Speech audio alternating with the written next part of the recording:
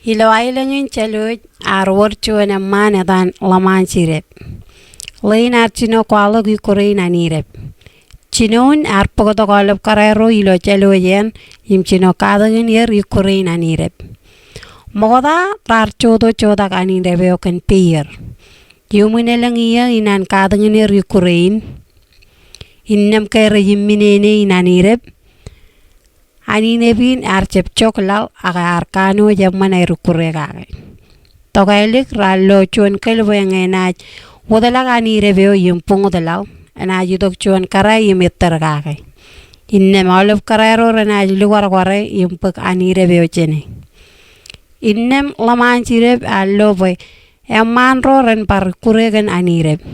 Ijo tage echepken pier aken neer. Keja malak alamaro yim toair kajajay Anidebeo tarbar kamman inu dan kamman ngan karero.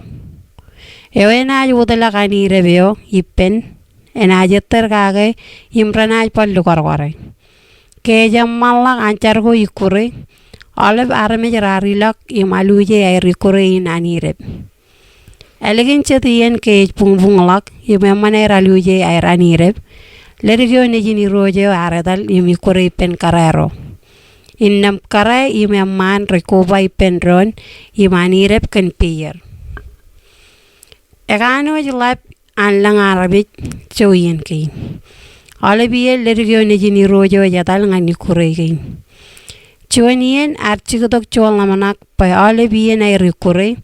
Ole baramijin yoneni ran kamman mga ilo iyen na irikure. Kanana man Ukraine enot kay chuan Ukraine kael.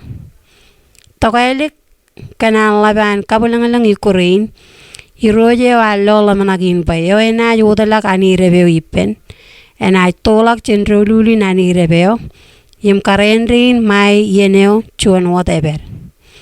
Aramejin ejeo yimenaj pagtubio yimirojo ena lelak chuanan wedo. Engin wawinan karchino walok Ukraine Anideb ilo ailan kain.